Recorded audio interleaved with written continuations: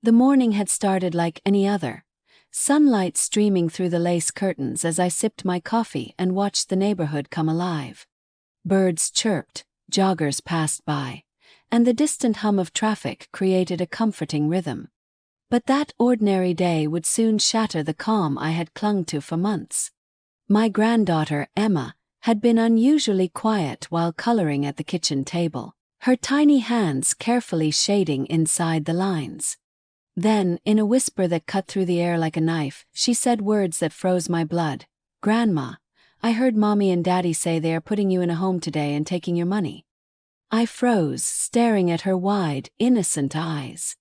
My heart raced, a mix of disbelief, fear, and a sudden burning clarity. For months, I had felt it, the subtle manipulations, the pressure, the excuses, and the guilt trips, but I had brushed them aside as love and concern. Now, in Emma's voice, the truth rang clear. Brian and Jessica, my own children, had been plotting behind my back, scheming to strip away my independence and my life savings. As I swallowed the lump in my throat, a plan began to form. Rage simmered beneath the surface, but I knew I needed a clear mind. No rash decisions, no impulsive confrontations. This was about strategy, about reclaiming control over my life and securing the future for both myself and Emma. She looked up at me, oblivious to the storm inside. "Do not worry, sweetie," I said softly, ruffling her hair. "Grandma has everything under control. We are going to take care of this together." I wanted to share this story with you because it is about more than money. It is about awareness, empowerment, and the courage to stand up when those you trust show their true colors. Too often, elders are pressured, manipulated, or isolated by the very people who should care for them. Recognizing the signs early and taking decisive action can make all the difference. Right then, I knew I could not wait. I picked up the phone and called my lawyer, David Morrison, a trusted friend from high school who had guided me through Frank's estate years before. "David," I said, "I need an emergency appointment today. This is serious." His voice was calm, but I could hear concern lacing his words.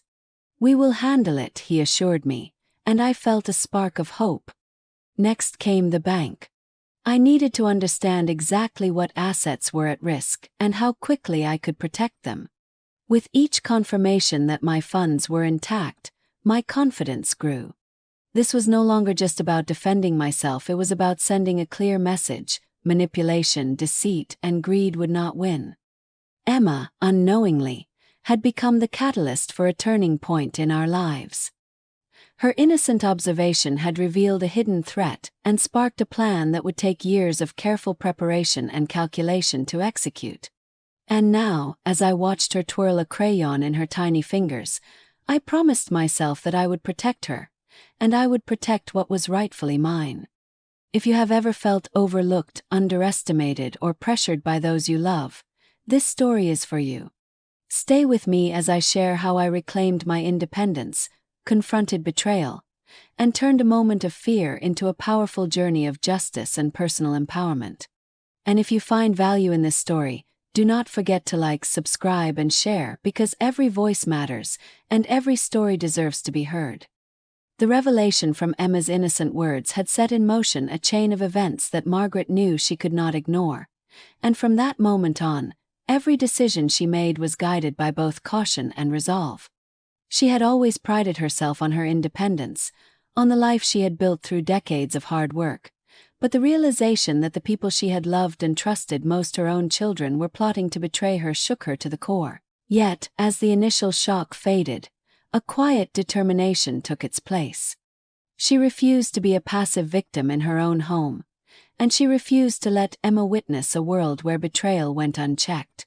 The first step, she knew, was to seek professional guidance, and with a trembling but resolute hand, she picked up the phone to call David Morrison, her longtime lawyer and friend, whose steady voice had always been a source of reassurance. She explained the situation in detail, careful to omit no nuance, from Emma's overheard warning to the subtle signs she herself had noticed over the past months, and as she spoke, David listened attentively, confirming her suspicions and outlining the steps she could take to regain control. The first decisive action came in the form of revoking the power of attorney she had previously granted to Brian and Jessica. It had seemed innocuous at the time, a simple legal formality intended to make handling her finances more convenient as she aged, but now it had become the key instrument of potential exploitation. Margaret, with David's guidance, executed a formal revocation, ensuring that her children no longer had legal authority over her accounts, her property, or her financial decisions. The relief she felt was profound, like a weight lifted from her shoulders, but she knew that legal measures alone would not be enough. She needed to secure her assets in a way that would make them untouchable to anyone with malicious intent. She spent long hours at her bank, speaking with her trusted financial advisor, reviewing statements, and exploring options for safeguarding her funds. Every transaction was carefully considered, every account scrutinized, and finally, after days of meticulous planning, she transferred her assets to accounts that she alone controlled, fortified by multiple layers of security. The sense of safety that came with knowing her life savings were beyond reach was immense. Yet Margaret understood that the battle was not merely financial, it was also emotional, a confrontation with the painful reality that the people she had nurtured could harbor such intentions. She grieved quietly, acknowledging the hurt without allowing it to paralyze her, channeling that energy into strategic action. Updating her will was another critical step, a symbolic and practical assertion of her autonomy. Margaret knew that she had to think not only of herself but also of Emma, the child whose observation had revealed the truth and whose future she wanted to protect. She revised her testament to reflect her true wishes, assigning guardianship and inheritance in a way that ensured Emma would be secure, cared for, and shielded from any influence of Brian or Jessica. She consulted with David on every clause, considering contingencies, and left no room for ambiguity. The documents were airtight, a final and irrevocable statement of her independence and intent. Amid these legal and financial maneuvers, Margaret also took steps to protect her daily life and personal well-being. She strengthened her home security, limited access to personal information, and established clear boundaries, making it evident that any attempts to interfere with her affairs would not be tolerated. At the same time, she cultivated her own support network, reconnecting with old friends and trusted relatives who could provide both guidance and emotional reinforcement, ensuring that she would never again face isolation, which had allowed manipulation to take root. Throughout this process, Margaret remained acutely aware of the emotional stakes, not only for herself but for Emma. The child's presence was both a comfort and a reminder of why she could not falter. Emma's innocence and perceptiveness had been the spark, and Margaret resolved to nurture that clarity, teaching her granddaughter the importance of observation, critical thinking, and the courage to speak up when something felt wrong. Their bond deepened, strengthened by shared trust and mutual vigilance, a quiet testament to resilience in the face of betrayal. In the weeks that followed, as the legal papers were filed and her finances secured, Margaret reflected on the journey she had undertaken. What began as fear and shock had transformed into empowerment, a reaffirmation that age and circumstance do not dictate vulnerability, and that foresight, courage, and decisive action could reclaim both peace of mind and autonomy. Brian and Jessica, confronted indirectly with the new reality of her arrangements, found that their plans could no longer advance, and Margaret felt a profound sense of resolution, not born of revenge, but of clarity and justice. By the time the dust settled, Margaret had not only fortified her assets and protected her granddaughter, but had also strengthened her own sense of self-worth and agency. She had turned a moment of potential devastation into an opportunity to demonstrate resilience, wisdom, and the ability to navigate betrayal with careful strategy. Her story became one not only of survival but of empowerment, a testament to the importance of vigilance, decisive action, and the courage to safeguard what truly matters. And as she watched Emma play in the sunlit living room, Margaret felt an enduring pride, knowing that the lessons of awareness, strength, and careful planning would live on, shaping both their lives for the better and ensuring that trust, respect, and love would prevail in the future. Margaret had spent weeks meticulously securing her finances, updating her will, and ensuring that Emma's future was protected, yet a nagging tension lingered in the corners of her home, a reminder that the battle she had fought quietly on paper had not yet reached its emotional conclusion. She knew that avoidance could never truly grant her peace, and that silence in the face of betrayal would only embolden Brian and Jessica. One crisp morning, with sunlight spilling across her living room in golden streaks, Margaret decided it was time to confront them directly, to transform the quiet strategy of legal maneuvering into a tangible assertion of her authority. She prepared herself carefully, rehearsing what she would say, anticipating their excuses, denials, and manipulations, determined to maintain composure even as old wounds of disappointment and hurt stirred within her. When Brian and Jessica arrived under the pretense of a casual visit, Margaret greeted them with a polite smile that belied the storm of determination simmering beneath her calm exterior.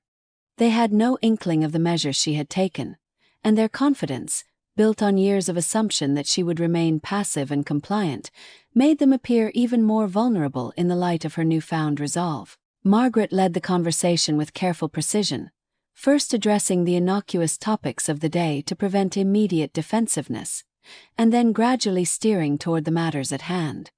She spoke firmly about her observations, about the discrepancies in financial transactions, about the subtle but deliberate attempts to influence her decisions, and about the ways in which Emma had unwittingly revealed their intentions. Brian and Jessica, accustomed to shaping reality to their advantage, tried at first to laugh it off, to dismiss her concerns as paranoia or misunderstanding, but Margaret's unwavering gaze and precise recounting of facts left no room for denial.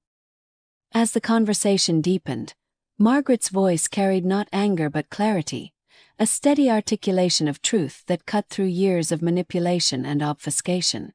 She described the legal steps she had taken, the account she had secured, the power of attorney she had revoked, and the updates to her will, emphasizing that these measures were not impulsive reactions but carefully considered actions designed to protect both herself and Emma. Brian's face flushed with indignation while Jessica's eyes darted nervously, both realizing for the first time that their plans could no longer advance, that the leverage they had assumed was an illusion. Margaret did not gloat, and she did not raise her voice. Her power came from knowledge, preparation, and the moral clarity of someone who had spent a lifetime cultivating independence and self-reliance. She made it unmistakably clear that any attempt to exploit her, financially or emotionally, would be met with immediate consequences, backed by law, documentation, and unwavering determination. The confrontation in her home, though private, was transformative, marking a turning point in the family dynamic. Yet Margaret understood that if the behavior of Brian and Jessica was allowed to remain hidden, it could continue unchecked elsewhere, affecting others in subtle ways and perpetuating patterns of manipulation. With measured resolve, she arranged a public setting where accountability would be unavoidable, selecting a neutral venue where witnesses could bear silent testament to her words. As the meeting began, Margaret's presence radiated calm authority, a stark contrast to the nervous energy of her children. She recounted with deliberate precision the timeline of events, the attempts to secure control over her finances, and the repeated instances of coercion and undue influence. By situating the discussion in a public context, she ensured that the narrative was framed by transparency, leaving no room for denial or distortion of facts. The effect on Brian and Jessica was immediate and profound. The veil of assumed superiority and entitlement dissolved as Margaret laid out each detail, supported by evidence and documentation that could not be refuted. Observers, who had initially been unaware of the family's internal tensions, now bore witness to the reality of manipulation and financial exploitation, reinforcing Margaret's position and further constraining any attempts by her children to twist the story to their advantage. Margaret spoke with a tone that combined assertiveness with compassion, acknowledging that her actions might be met with resentment, yet insisting that accountability and respect were non-negotiable. Her articulation of the impact of their actions, not just on her but on Emma, highlighted the moral dimensions of the betrayal, framing the confrontation not as revenge but as a necessary act of protection, clarity, and justice. Throughout this process, Margaret remained attentive to the subtleties of behavior, observing shifts in posture, tone, and expression, each a confirmation of the truth she had long suspected. The public confrontation became more than an exposition of wrongdoing.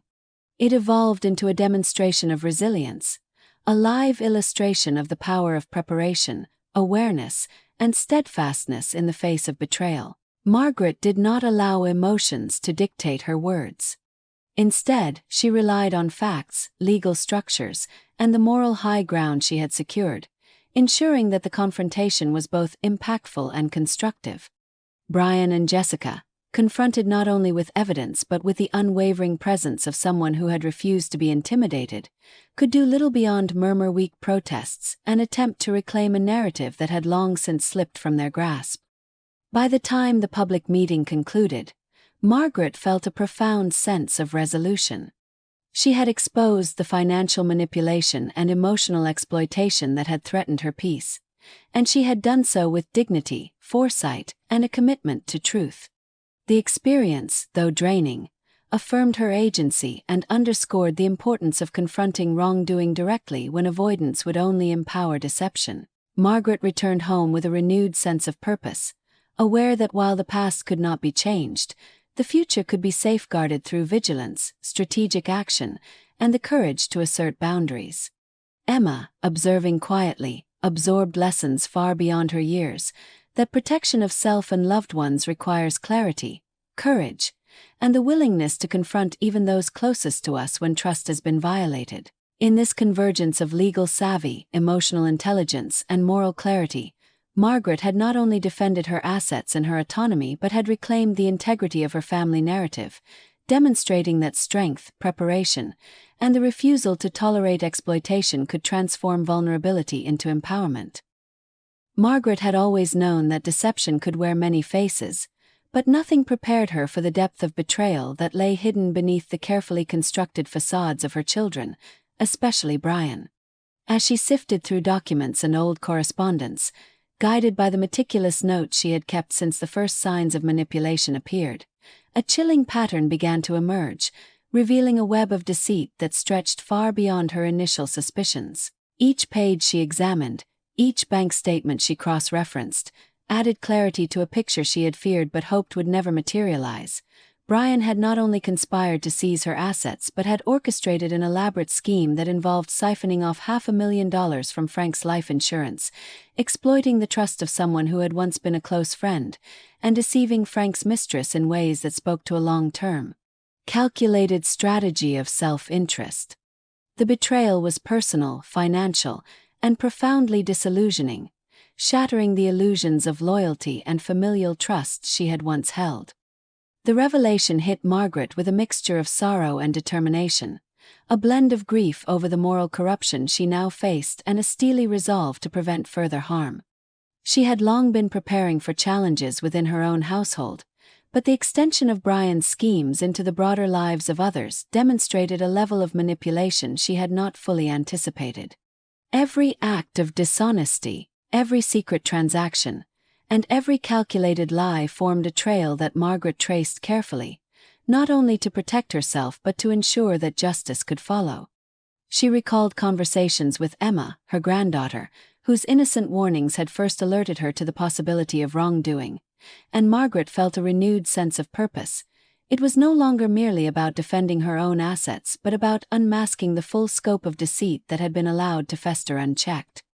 Determined to confront the truth head-on, Margaret contacted her lawyer with a new sense of urgency, presenting the evidence of Brian's actions with precise documentation, timelines, and corroborating details.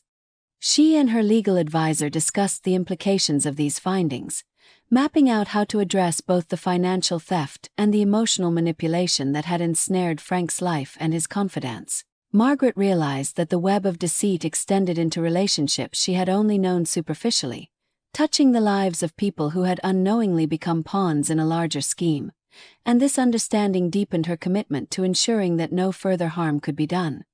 The realization that her vigilance could protect not just herself and Emma but others from being exploited lent a moral weight to her strategy, transforming what might have been a private confrontation into a responsibility that demanded careful, deliberate action. In the weeks that followed, Margaret orchestrated meetings that brought accountability to the forefront. Brian, who had long relied on charm, intimidation, and the assumption of compliance, found himself confronted with facts he could not manipulate. Margaret narrated the sequence of events with calm precision, exposing the theft from Frank's life insurance and the deception of Frank's mistress in a manner that left no room for obfuscation. Her voice, steady and composed, conveyed the seriousness of the offenses while maintaining an unshakable moral clarity, ensuring that the full magnitude of betrayal was understood not only by those present but also by any witnesses who would later testify to the truth. Brian's attempts to interject or rationalize were met with evidence so undeniable that his arguments fell away under the weight of documentation, receipts, and correspondence that Margaret had painstakingly preserved. The confrontation was emotionally charged yet strategically controlled. Margaret understood that exposing deception required more than accusations. It demanded careful presentation of the facts in a way that could withstand scrutiny, both legally and socially. She articulated how Brian's actions had extended beyond personal gain, impacting lives and relationships that he had no right to exploit, and in doing so, she highlighted the broader consequences of unchecked greed and manipulation. The presence of a neutral audience, combined with the meticulous evidence she displayed, transformed the encounter from a private dispute into a demonstration of accountability and integrity, illustrating that the truth, once uncovered, could no longer be denied or distorted. Through this process, Margaret not only confronted the tangible elements of theft and fraud but also addressed the emotional repercussions, ensuring that her voice represented both the injured party and the protector of those who had been unknowingly harmed. The exposure of Brian's long-term manipulation created a ripple effect, forcing him to reckon with consequences he had never anticipated, while simultaneously reaffirming Margaret's agency, judgment, and moral authority. Her careful strategy, rooted in foresight, documentation, and ethical clarity, allowed her to navigate a situation fraught with personal and financial peril without succumbing to impulsive reactions or unchecked anger, instead transforming betrayal into an opportunity to assert boundaries, restore order, and model integrity for Emma and others observing the unfolding events. By the time the revelations were fully laid bare, Margaret had accomplished more than the simple recovery of her own security. She had illuminated a pattern of deceit that might otherwise have remained hidden, ensuring that manipulation and exploitation could no longer operate in shadows. She emerged from the confrontation with a profound sense of resolution, knowing that while the betrayal of family left a lingering ache, the deliberate exposure of wrongdoing had created a protective barrier around herself and those she loved. Margaret's vigilance, strategic thinking, and unwavering commitment to truth had transformed a story of manipulation into one of empowerment, proving that careful planning, courage, and clarity of purpose could confront even the most insidious betrayals and turn the tide in favor of justice, protection, and moral integrity. As the months unfolded, Margaret watched the consequences of the long-hidden betrayals take shape in ways she had meticulously prepared for. Yet the reality of justice being served carried a weight far heavier than she had imagined. Brian's legal battles, once a looming threat of uncertainty, culminated in a verdict that left no room for doubt. His years of manipulation, deceit, and outright theft were acknowledged in full, and the court imposed a sentence that included both imprisonment and restitution. The judge's words resonated through the courtroom with clarity and finality, holding Brian accountable not just for the financial crimes he had committed but for the emotional devastation he had inflicted on those who trusted him most. Margaret observed the proceedings with a measured calm, knowing that the months of careful documentation, the late nights poring over bank statements, and the precise coordination with her lawyer had all contributed to this outcome. Brian's expression, a mixture of defiance and disbelief, underscored the gravity of the lesson he had long resisted. Actions have consequences, and deceit cannot evade scrutiny forever. Jessica, in contrast, faced a quieter reckoning, one that required reflection rather than incarceration. Though not convicted of theft, her complicity in the schemes and her attempts to exploit her mother's trust forced her to confront her own choices and the long path she would need to travel to rebuild her life and reputation. Margaret, ever guided by a sense of fairness and compassion tempered with firm boundaries, allowed Jessica the opportunity to seek redemption, understanding that accountability need not always be punitive but could also inspire growth. Jessica's journey became one of introspection, self-awareness, and the gradual reconstruction of the relationships and trust she had fractured, a process that demanded patience, humility, and the courage to face the consequences of past decisions.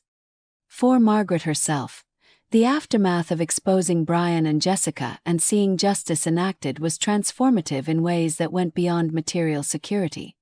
She embraced her independence with renewed vigor, no longer shackled by the fear of exploitation or manipulation from those who once sought to control her. Each day became a celebration of autonomy and self-determination. She managed her finances, pursued personal interests she had long deferred, and engaged with her community on her own terms. The freedom she reclaimed was both practical and symbolic, representing the culmination of strategic foresight, courage, and steadfast adherence to principles of honesty and accountability. Margaret's experience illustrated that regaining control over one's life is a process requiring vigilance, informed decision-making, and the willingness to confront uncomfortable truths without compromise. Throughout this journey, Emma, Margaret's perceptive and caring granddaughter, remained a central figure, learning firsthand the importance of integrity, consequences, and resilience. Margaret took every opportunity to teach Emma not through lectures but through lived example, demonstrating that vigilance and wisdom could coexist with compassion and forgiveness. They spent long afternoons discussing the lessons that had emerged from their shared ordeal, from the need to recognize red flags in relationships to the moral imperative of standing up for what is right, even when it requires courage and persistence.